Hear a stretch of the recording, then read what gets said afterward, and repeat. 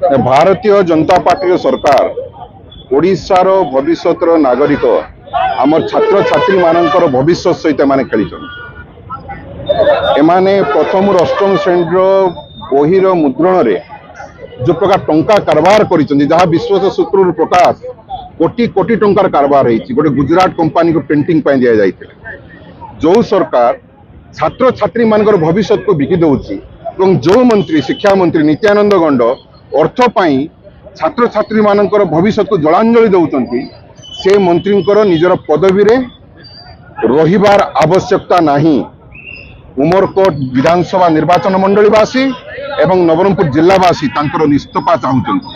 एणुक विजु जनता दल तरफ आज आम आंदोलन सूत्रपात कर उमरकोट सहर में जिते दिन पर्यटन से इस्तीफा देवे ना ये आंदोलन को व्यापक करा तुरंत इस्तीफा दिंतु।